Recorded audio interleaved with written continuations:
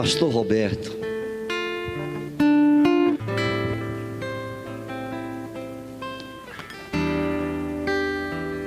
Pai do Senhor, meus irmãos, os que estão abençoados nesta noite e podem esboçar esta verdade, então diga para Deus alguma coisa. Diga que você o ama, diga que você o adora, diga para Ele o quanto Ele significa para você. Diga aí alguma coisa para o Senhor, porque somente Ele é digno de honra, glória e louvor. Deus abençoe, meus queridos, podeis assentar. Eu quero nesta oportunidade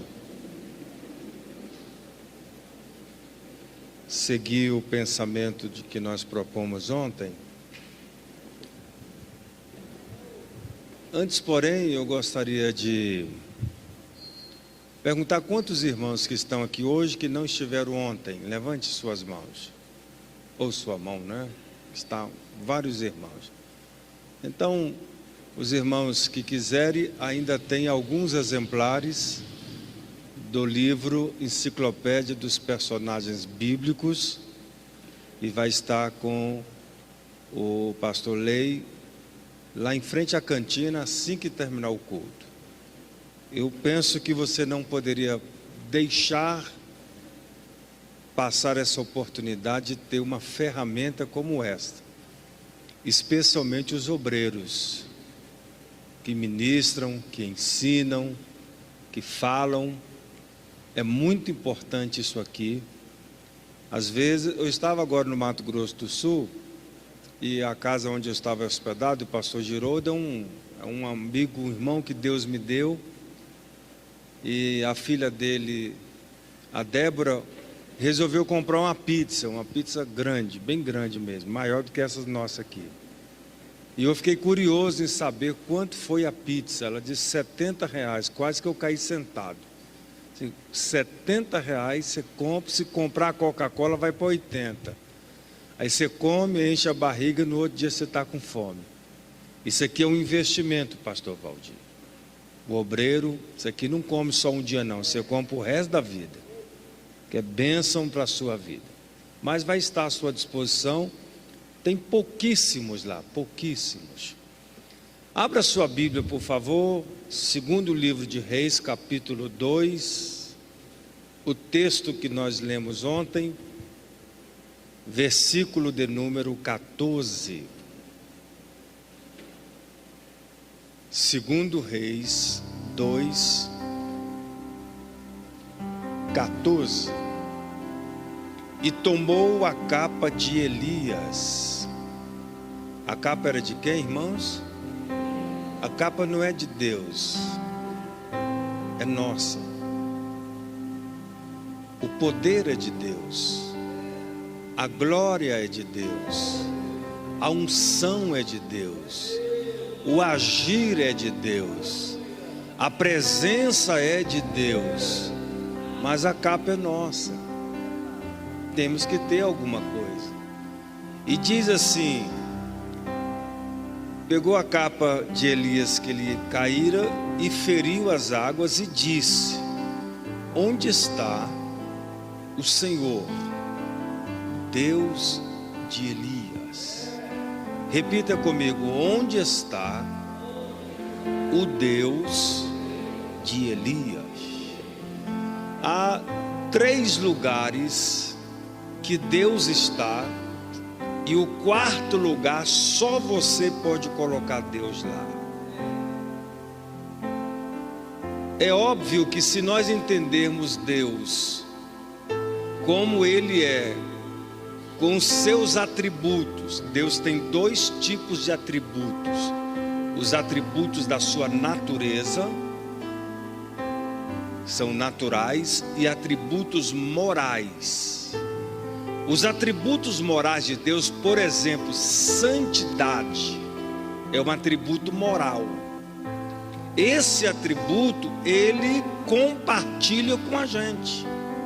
A Bíblia diz que Ele é santo, e nós devemos ser santo na mesma essência da santidade do eterno.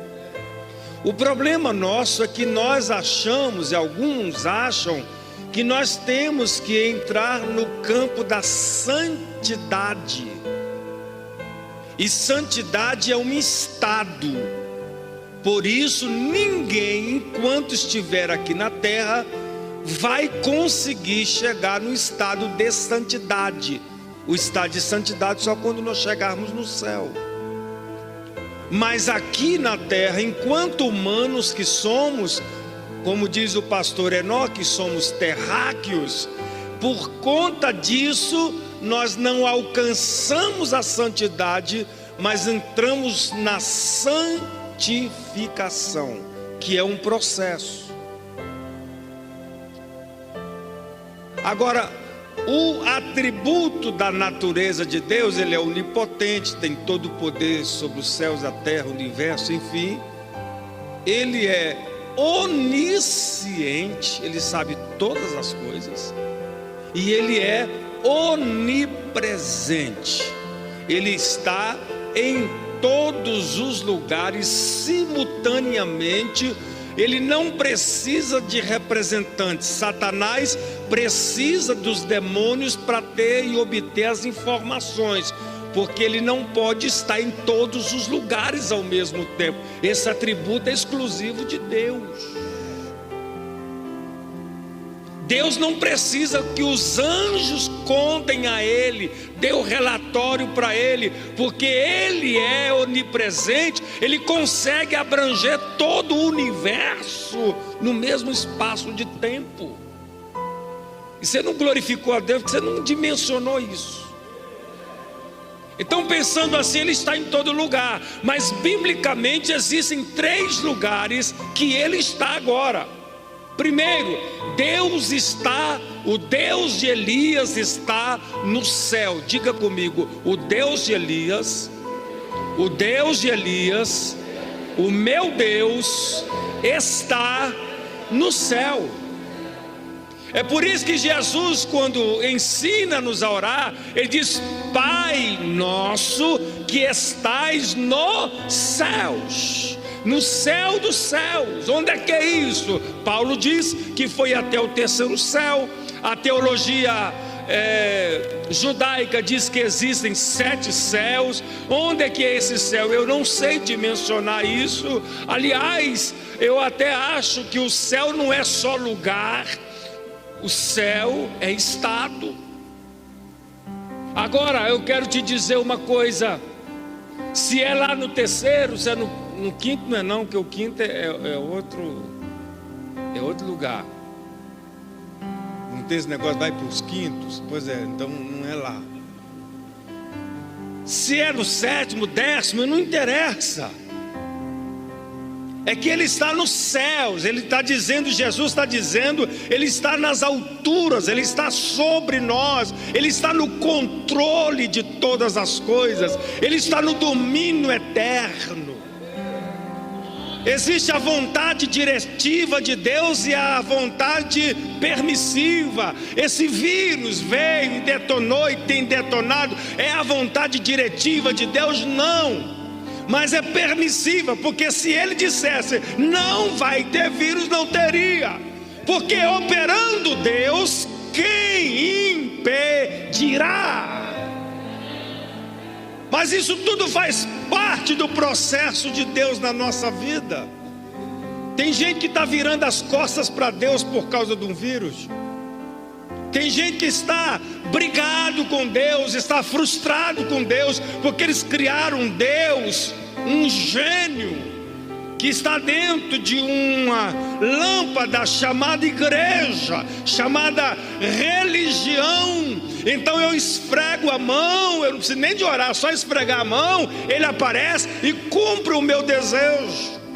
Mas eu conheci um homem chamado Paulo, que ele disse: eu não sei o que é melhor, se é partir estar com ele, ou se ficar e ele está comigo. Porque se eu morrer, eu estou com ele, e se eu viver, ele está comigo. Está tudo em casa.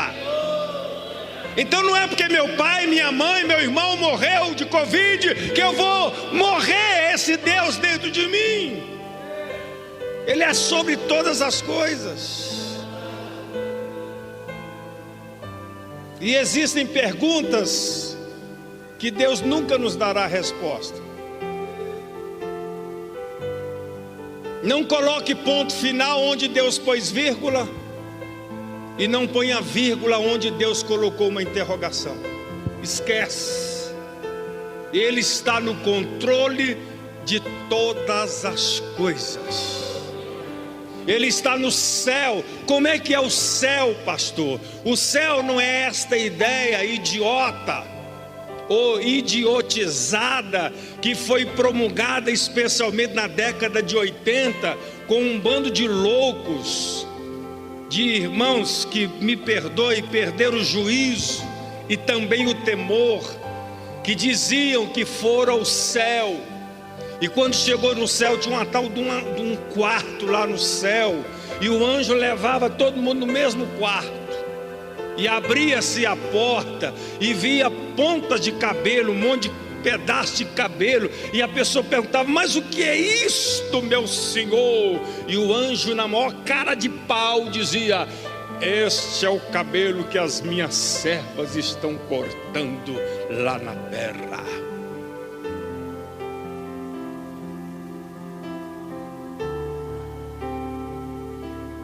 Era a época do Luís XV, aquele... Oh meu Deus, o que tinha de Luís XV no céu. E o que é esse salto alto, Luís XV? E o anjo prontamente dizia: esses são os sapatos que as servas estão andando e cascavelando no meio da minha igreja.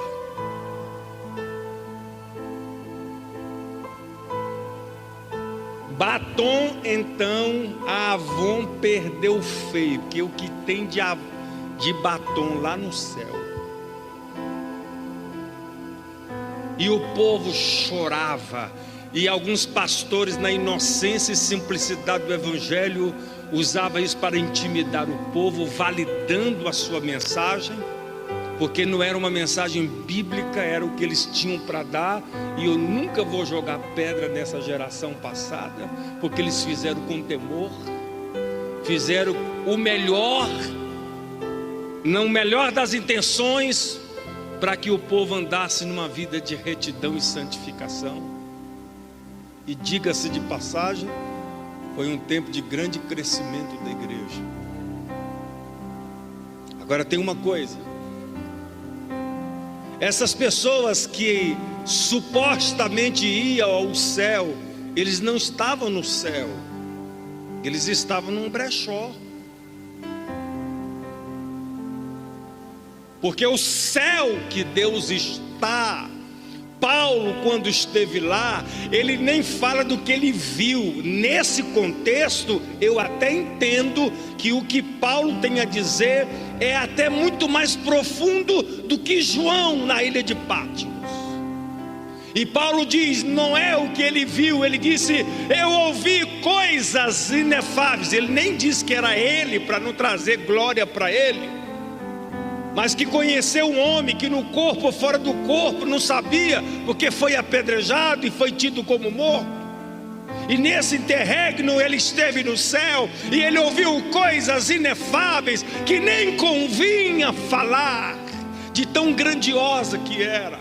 Agora, se ele foi motivado por aquilo que ele ouviu, e ele não revela o que viu, ele apanha, ele sofre, ele é preso, ele é encarcerado, ele não abre a boca para murmurar, porque ele sabia para onde ele ia. O céu é um lugar de glória e de majestade. É lógico que a gente chora pelos nossos mortos, é evidente que a dor da separação é grande, mas se você tivesse oportunidade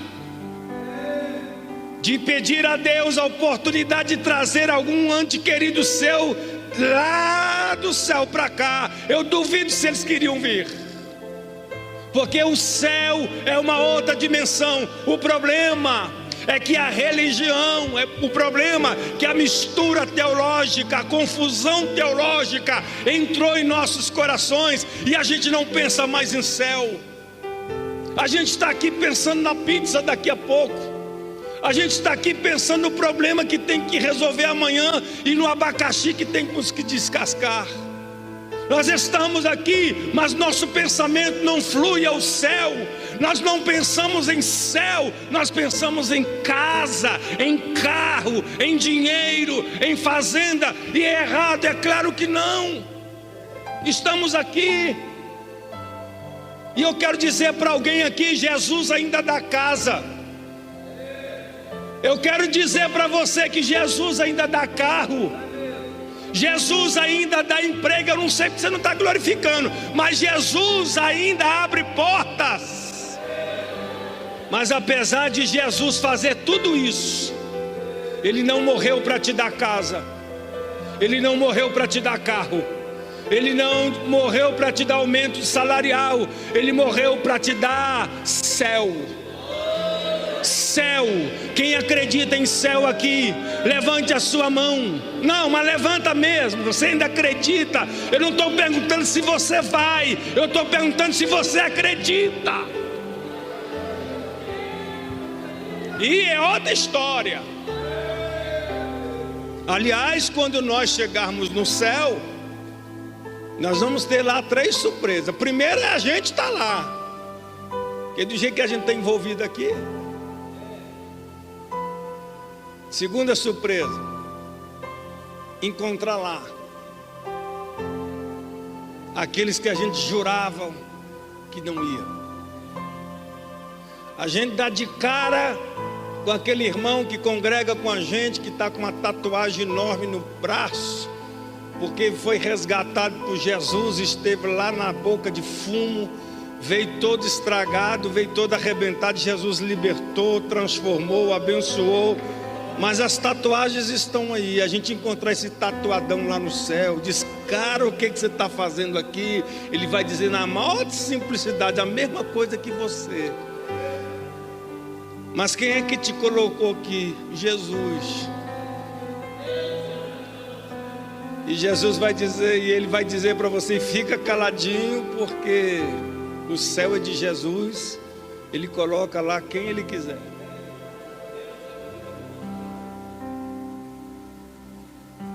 Ei, a gente encontra lá irmãos de outras denominações que a gente jurava que não ia, que de acordo com a nossa avaliação são hereges, mas que no fundo foram lavados e remidos pelo sangue de Jesus. Encontrarmos lá gente que a gente desprezou aqui na terra, mas que alcançaram a plenitude dos céus. Qual é a terceira surpresa, pastor, que vamos ter no céu? É de não encontrarmos lá gente que a gente jurava que ia. Gente que tinha o andar, o aspecto de piedade, que era mais crente do que todo mundo. Que o dia que ele estava em jejum, nem paz do Senhor para a gente ele dava, para não quebrar a comunhão dele com o Pai. Mas que tinha um coração mau e uma língua ferrenha, que machucava, que feria, que destruía em nome de Deus. Fazia como Pedro, pegava a espada e cortava a orelha de Malco, tentando ajudar o Senhor. E o Senhor está dizendo para alguém aqui: eu não preciso da sua ajuda, eu faço do jeito que eu quero fazer. E sabe de uma coisa? Essas surpresas que poderão nos acometer, claro que eu estou falando em linguagem humana. Lá no céu não tem nada disso. O céu é um lugar de glória. Lá os anjos, que são milhares e milhares e milhares e milhares, os arcanjos, os querubins, que são seres estáticos. Tem pregador que já trouxe querubim para o lado dele e pôs em cima do púlpito. Querubins são seres estáticos que ficam diante da presença do Eterno. Os serafins que voam diante dele e com 6 asas, com 2 estão voando, falando do que é a liberdade na presença do Altíssimo. com 6 asas, eles estão cobrindo seus rostos, por conta, quem é que pode olhar para a face do Altíssimo? O céu, o lugar que Deus preparou para a igreja. E Satanás diz: mas o homem, o mortal, não pode herdar isso, porque ele é pecador, e um dos teus atributos é justiça. Aí Jesus disse: é verdade, pela primeira vez, é a única verdade que o pai da mentira está dizendo. É por isso que Jesus diz: não adianta sacrifício de ovelhas, de boi ou de bodes, porque o sangue do animal apenas cobria o pecado. Mas o dia que Jesus resolveu vir, na plenitude dos tempos, ele veio, nasceu. Isaías profetizou dizendo: um menino nos deu, um menino nos nasceu, um filho se nos deu. Por que o menino nasce e o filho é dado? Porque aqui está falando da humanidade e divindade. O menino aqui é o humano, então ele nasce, mas o filho é eterno. O filho não pode nascer, ele foi dado. O filho foi dado por mim e por você. Evangelho de João, capítulo 1, versículo 29, João Batista profetiza dizendo ao ver Jesus: eis aí o Cordeiro de Deus. Olha o artigo definido masculino, não é um cordeiro era no Antigo Testamento, ali era o Cordeiro que não cobre, mas que tira o pecado do mundo. E é por causa desse sangue que eu vou para lá, e você também. É por causa desse sangue que um dia você vai entrar lá. Então não pense que aqui vai ser eterno, aqui é provisório, é passageiro. O céu é eterno. O céu é eterno.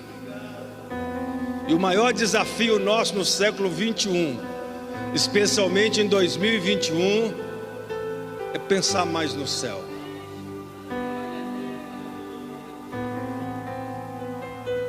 Pergunte para quem está ao seu lado aí, pode perguntar, não precisa tirar a máscara não, mas olha bem nos olhos dele e diga assim: céu, você ainda acredita nisso? O Deus de Elias está lá. Agora o céu só é céu, pastor Valdir, porque Deus está lá. Porque se Deus não estivesse no céu, o céu não seria céu. Dá para entender isso? Diga comigo: Deus de Elias está no céu. O Deus de Elias está na Bíblia. Você quer ver o Deus de Elias? Quem trouxe a Bíblia aí? Quem trouxe a Bíblia aí? Dá uma esbarrada no irmão assim que está do seu lado e fala assim: você quer ver o Deus de Elias? Está aqui, ó. O Deus de Elias está aqui, ó. De Gênesis a Apocalipse, o Deus de Elias está aqui. De Gênesis a Apocalipse, o Deus de Elias está aqui. O problema nosso é que nós não lemos Bíblia. Estudar então nem se fala. 40 anos na igreja ministrando, ensinando e falando: o Senhor é o meu pastor, ponto e vírgula, nada faltará. Tem gente com 50 anos na igreja dizendo: o Senhor é o meu pastor e nada me faltará. Pastor, mas a diferença é só de um ezinho. Mas isso muda toda a estrutura da frase. Quando eu digo e reafirmo que o Senhor é o meu pastor e nada me faltará, significa dizer que não vai faltar nada. E eu pergunto para você: nunca faltou não, irmão? Nunca faltou nada não? Nunca faltou saúde, nunca faltou dinheiro. Então você é anjo. Você está congregando no lugar errado. Você tem que congregar nas alturas. Qualquer versão que você vai ler você vai entender que o Senhor é o meu pastor, ponto e vírgula. Aí ele completa dizendo: nada me faltará. Não são as coisas que não vão faltar. O dinheiro pode faltar, a saúde pode faltar, a comida pode faltar, a alegria pode faltar, o amor pode faltar, o seu companheiro, a sua companheira pode morrer, vai faltar. Mas o que não falta aqui não são as coisas, é o Senhor como pastor. É o pastor que nunca vai nos faltar. Mesmo não tendo comida dentro da sua casa, o pastor vai estar lá com você. Mesmo você estando na UTI, o pastor vai estar lá com você, porque o bom pastor, ele é o meu pastor. Nada me faltará. É essa grandeza que a gente precisa assimilar. Aí o pastor Valdir citou aqui um texto que é um dos mais falados na igreja, Salmo 91, 1000 cairão ao teu lado, 10.000 à tua direita, e é a palavra de Deus. O problema é que a gente não observa o versículo 1. Isso só acontece: nenhum mal te sucederá, nem praga alguma chegará à tua tenda, não vai ter seta noturna, não vai ter capeta que vai te barrar, se você tiver no versículo 1, aquele que habita no esconderijo do Altíssimo e ficar à sombra do Onipotente, esse descansará. O problema é que a gente não fica na sombra do Altíssimo. Tudo na vida varia. Agora, pastor, a sombra de Deus é invariável. Se você colocar o seu carro aqui durante o dia, dependendo do lugar, você coloca ele na sombra. Se voltar mais tarde, vai ter o processo normal de rotação que você sabe, e vai ter uma variação. O que antes era sombra, agora você vai estar no calor, vai estar no sol. Agora em Deus não há sombra de variação. Ele é o mesmo ontem, hoje e eternamente. Você coloca a sua vida na sombra dele hoje, daqui 50 anos a mesma sombra está te guardando e te protegendo, porque nele não há variação alguma. Agora escute só o que eu vou lhe dizer. O nosso problema é que nós temos dificuldades. A gente está tão obcecado por internet, por redes sociais. E eu não vim aqui falar mal de redes sociais, até porque eu tenho. Aliás, tem muitos irmãos aqui que tem Instagram e não me seguem, não sei porquê.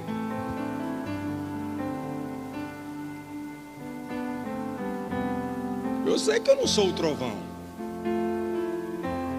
Aliás, eu estou mais para um tirinho de espoleta do que para uma R15 daquela. E é tão fácil me seguir lá, Roberto Santos, Goiânia. Tem dificuldade, Valdir? Seu trovão. Eu estou mais para o orvalho. O orvalho vai caindo de madrugada assim, você nem vê. E se você levantar muito tarde, foi embora, o sol veio, acabou tudo, você nem viu.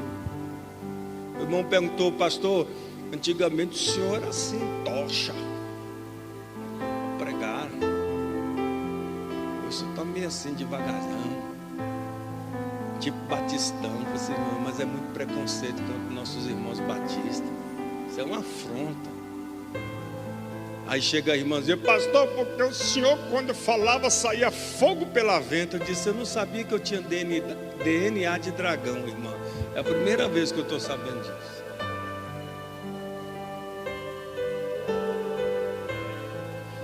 O Deus da Bíblia tem dia que ele vem como forte chuva, e a gente descobre isso na Bíblia. Tem dia que ele manda uma tempestade daquela que Jesus batiza todo mundo no Espírito Santo que está dentro da igreja. Eu fui pregar no congresso em Sobradinho. Aí tinha um grupo de surdos, e eles negócio que fala mudo, né? Surdo. E pastor Gesiel Gomes disse assim: pastor Roberto, ministra. E eu disse: pastor, mas já são quase meio-dia, esse povo está doido para eu almoçar. E disse: ministra, lá fora tem arroz, mas aqui dentro tem pão. É aquele jeitão dele, né? Eu tento fazer, mas não funciona. E aí eu comecei a orar para Jesus batizar no Espírito Santo. Teve um presbítero, hoje ele é pastor, Paulinho, meu amigo. Ele disse: pastor, eu tenho que te pedir perdão, porque na hora que você chamou aquele povo na frente, me deu uma descrença. E Jesus não vai batizar uma viva alma. Batiza pelo menos um, Senhor, para o Roberto não ficar envergonhado. O primeiro que Jesus batizou foi o surdo. E aí o outro surdo estava do lado dele, pegou fogo. No final Jesus batizou 8 surdos. E o surdinho pegou fogo. E eu acho que os outros ficaram com vergonha. Não é possível, o surdo está falando em língua e nós aqui não. Eu sei que no final foram quase 150 batizados, quase 130 batizados no Espírito Santo.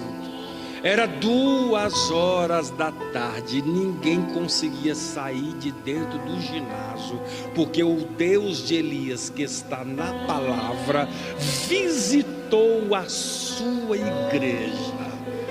E quando, irmão, não é encheção de linguiça, quando é o Espírito Santo que visita, a gente perde noção de hora. Você fica 4 horas, 3 horas assistindo Mulher Maravilha no cinema. E eu estou falando porque eu fui lá assistir. E está na igreja com 1h30, já está agoniado para vazar. Aqui é muito mais do que Mulher Maravilha. Aqui é a maravilha de Deus, a maravilha da palavra. Ela que encanta, ela que alegra, ela que abençoa, ela que dimensiona, ela que dá vitória. É esta palavra que é Deus falando conosco.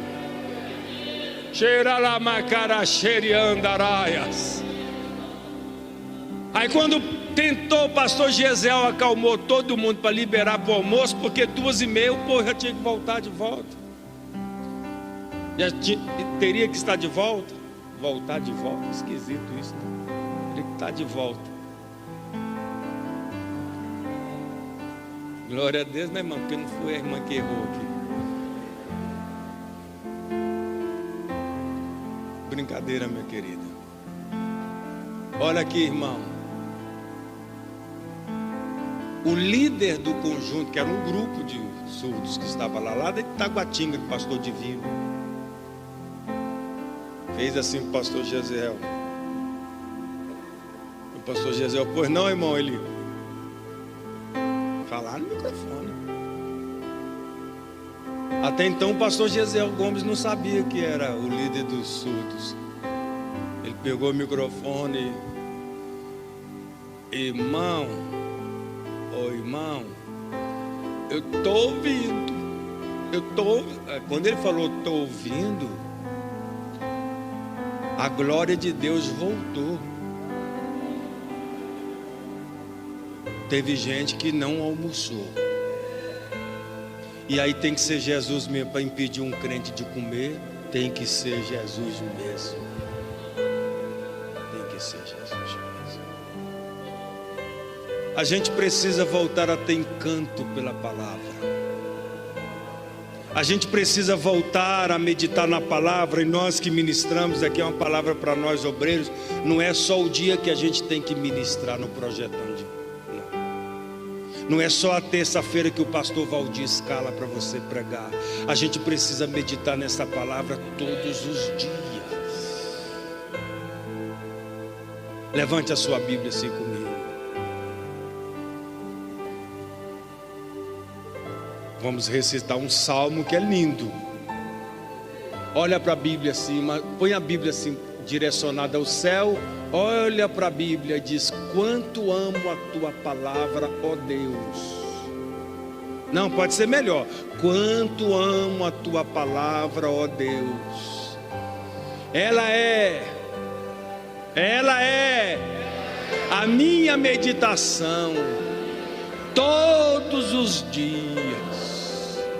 Aí você aproveita que a Bíblia está aí na sua mão. Não dá a bibliada do irmão não, mas você vai dizer para ele: é todo dia mesmo, irmão. Todo dia você vai no perfil do Face. E eu louvo a Deus pelo Facebook, pelo Instagram. Porque o dia que nós chegarmos no céu e formos ter que prestar conta diante de Deus, e aí a gente vai falar: nós não tivemos tempo para orar, nós não tínhamos tempo para ler a Bíblia. O Senhor vai abrir o Face e está aqui. Você não tinha tempo. Claro que você não tinha.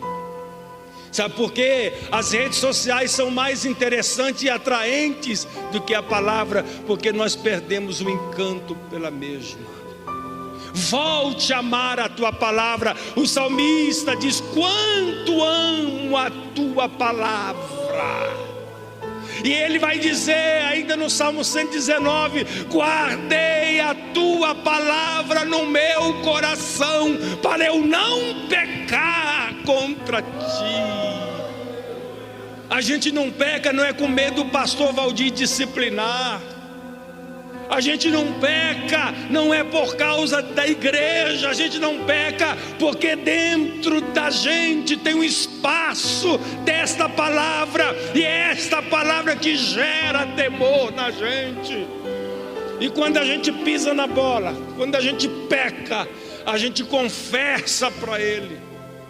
E a gente vem ao pastor, vem a quem ele designar, e a gente abre o coração, porque Tiago diz: confessai as vossas falhas uns aos outros. Não é para ser perdoado, porque quem perdoa é o Senhor, é para sermos curados. E como diz o pastor Newton, há muita gente dentro da igreja que está perdoado, mas não está sarado. Diga comigo: Deus de Elias está na Bíblia. Qual é o terceiro lugar que Deus está, pastor? Onde Ele está? Diga comigo: Deus de Elias está na igreja. Dá uma cutucada do irmão, diga: o Deus de Elias está aqui, ó. Tem quantos minutos aí, pastor Valdir? Ei, o Deus de Elias que está no céu, que está na Bíblia, está também na igreja. Porque essa igreja aqui não é uma organização. Ela é organização no sentido gerencial, administrativo, mas ela é um organismo vivo. Foi Jesus quem a edificou. E ele disse: Pedro, tu és Petrus, tu és um fragmento de rocha, mas sobre esta pedra, essa rocha que sou eu, edificarei a minha igreja, e as portas do inferno não prevalecerão contra ela. As portas do inferno aqui que a Bíblia está dizendo, não é que o inferno vem contra a gente, não é esse o sentido, é o contrário. É a igreja que vai marchando e as portas do inferno não resistem. A gente entra inferno afora e sai resgatando os perdidos e colocando na igreja. Será que vale um glória a Deus aí? Vale um aleluia? Esse Deus que está na igreja. Eu estava pregando em Palmas, e o pastor Moacir, que na época era líder de jovens lá na cidade onde o pastor Donizete sofreu aquele acidente, Alvorada, divisa já ali com o Goiás, aqui com Goiás. Ele falou: pastor Roberto, o senhor sabe o que aconteceu naquele congresso? Daquela mulher que foi curada de câncer? Eu falei: não sei. Ele disse: tudo tem o tempo certo, né? Ele disse que nós estávamos no congresso e num culto à noite, eu fui ministrar aquela palavra, mas eu senti impulsionado pelo Espírito Santo da igreja de Jesus orar. E todas as pessoas que estavam ali debaixo daquela tenda e ao alcance de nossa voz pudessem ser alcançados pelo poder da cura que há em Jesus. E ele me falando que quando terminou aquele evento, uma senhora chegou até ele e disse: ontem à noite eu fui curada na minha casa. Ela não é crente. Vocês estavam lá no culto e ouviu um homem, eu nem era de Goiânia, eu morava em Brasília, um pregador de Goiânia, dizendo que Jesus cura. E eu já estava diagnosticada lá em Goiânia por uma junta médica com câncer. E naquele momento eu me ajoelhei na cozinha e disse: se o Deus dessa igreja aí for verdadeiro, Ele pode me visitar aqui. E durante a oração ela disse que sentiu a presença de Deus, e ela literalmente teve uma ânsia de vômito e jogou aquilo fora. E passados uns dias ela voltou a Goiânia. Os médicos fizeram outros exames e disseram: nós não sabemos o que aconteceu, mas o tumor que estava não está mais, porque o Deus de Elias está na igreja. Isso aqui não é brincadeira, não é palhaçada, isso aqui não é circo, isso aqui é igreja. E o Deus de Elias está aqui. O Deus de Elias está aqui. Ei, você não entendeu? O Deus de Elias está aqui.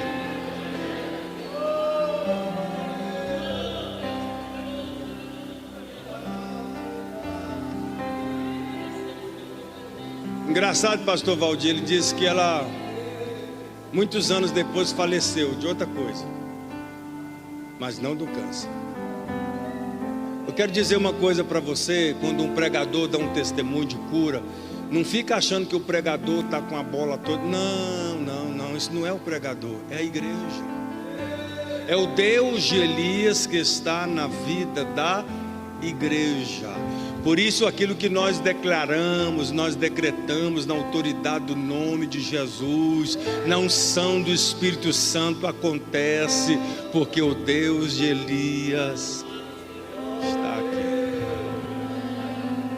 Vale um amém, vale um glória a Deus, vale um aleluia. Quem dá conta de levantar uma das suas mãos, a direita ou a esquerda?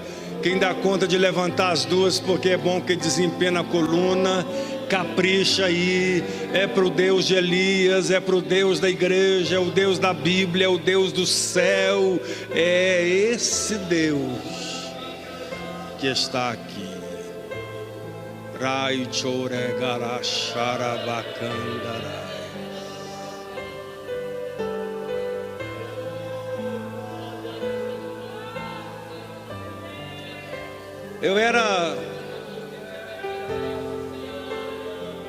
Eu tinha mais ou menos uns 19 anos. E olha que isso tem muitos anos. Eu estou quase pegando a carteirinha já de preferencial. Estou numa alegria, irmão. Dizer para você que o pastor Neto, Inácio Neto, que a gente chama de Netinho,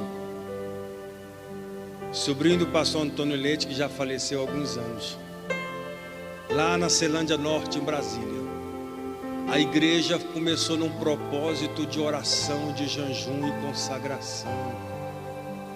E a glória de Deus começou a se manifestar naquele lugar. Só que alguns irmãos se envaideceram, acharam que era por mérito pessoal. E um dia uma mulher chegou lá, ela ficou possessa. E os obreiros foram expulsar esse demônio. O demônio disse que não saía, que aquela mulher tinha um pacto de sangue com ele. Virou uma lambança. E sai, não sai, sai, não sai. Teve um irmão que deu uma biblada nela. Ainda bem que ela estava possessa, porque se não tivesse, ela ia para o hospital na hora. Ô irmão,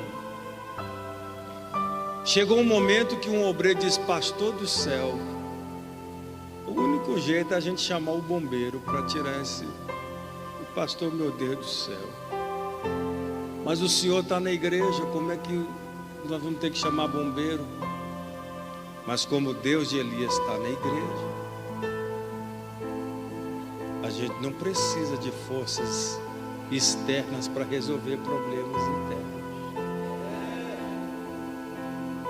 Deus levantou uma adolescente, pré-adolescente, lá na galeria.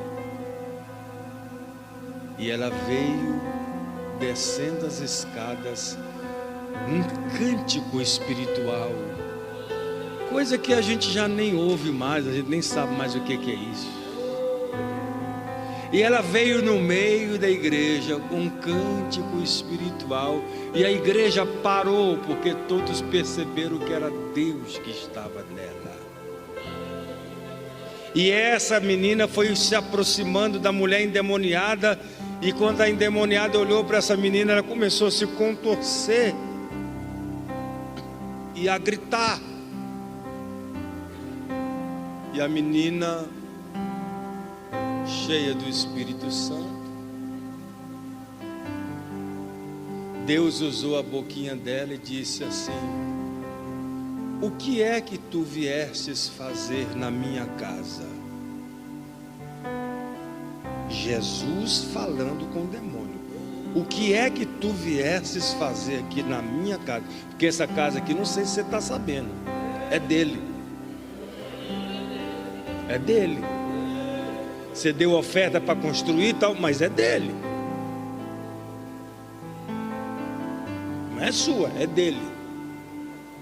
O que é que tu viestes fazer aqui na minha casa? Sou eu que estou te ordenando, vá embora. E a mulher: o que foi? O que foi? Foi nada não. O próprio Jesus que libertou você. Porque o Deus de Elias está aqui. Pastor Valdir vai orar aqui conosco e Jesus vai curar pessoas aqui hoje. Não, você não está entendendo. O Deus de Elias vai curar pessoas aqui hoje. Há uma palavra de vitória direcionada para a sua vida. Toma posse disso aqui hoje, na autoridade do nome de Jesus.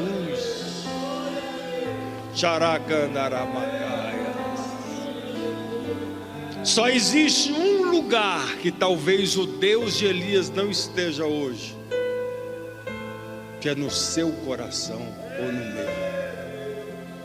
E aqui no coração só nós é que podemos colocar Deus, ninguém mais. O pai não consegue fazer com o filho, o marido não consegue fazer na esposa.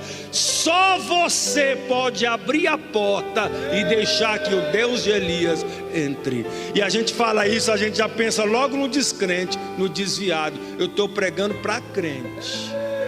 Tem muito crente na igreja que Deus não está dentro do coração dele. Dentro do nosso coração tem dois móveis. Já dizia o pastor Doronel Camilo: tem uma cruz e tem um trono. Diga comigo: uma cruz e um trono. Quando nós estamos sentados no trono, é porque Jesus está na cruz, e Jesus crucificado não pode fazer nada. Mas o dia que você for para a cruz, o Jesus da cruz senta no trono do seu coração. E o dia que Jesus sentar aí no trono do seu coração, a sua vida nunca mais será a mesma. Antes da gente orar, não pega na mão não, que não está podendo. Dá só um toquezinho assim. Pode dar um toquezinho assim, pode dar, isso aí pode. Dá um, mas não é uma cotovelada com força não. Só cutuque ele aí. Diga assim: Jesus está onde aí? Na cruz ou no trono? Não fala olhando assim para ele. Diga assim: desconfia. Pode falar mais forte: desconfia. Fecha a cara agora e fala: desconfia. Sai do trono. Teu lugar na cruz. De pé. Quem ainda acredita em milagres aqui? Quem acredita que nessa oração aqui Jesus pode renovar você que não fala mais em línguas? Quem acredita que Jesus nessa noite ainda pode batizar no Espírito Santo?